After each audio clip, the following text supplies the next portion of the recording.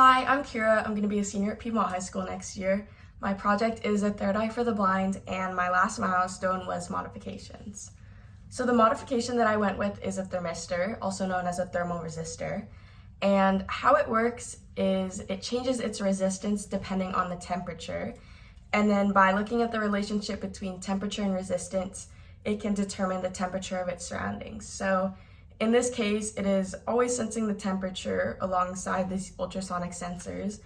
And once it detects a temperature above a certain threshold, it will override anything that the sensor is doing in terms of its buzzer mode or vibrating mode for the distance, and it will just beep until the temperature is dropped.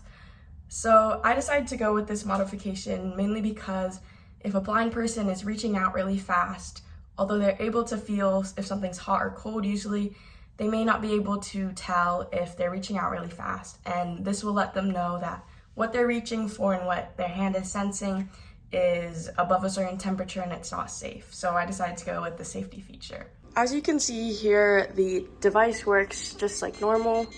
As you get closer to objects, it will beep. And also as you get closer to heat, it will beep until it cools down. And in this case, it won't for a while just because it's right near the stove, but then the user is able to know that it's hot. I ran into a couple of challenges with this milestone. One being that I've never worked with a thermistor before, so I had to learn how it worked and how I could incorporate it.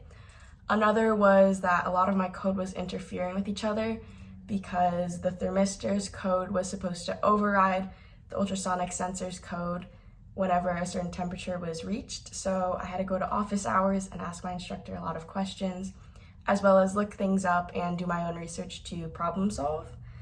And then finally, when I was soldering on the thermistor to the perf board, I realized that my vibrating motor wasn't working once I uploaded the code. So I had to go back and look at all of my connections, and it turns out that some of my connections weren't secure, so I had to go back and resecure them.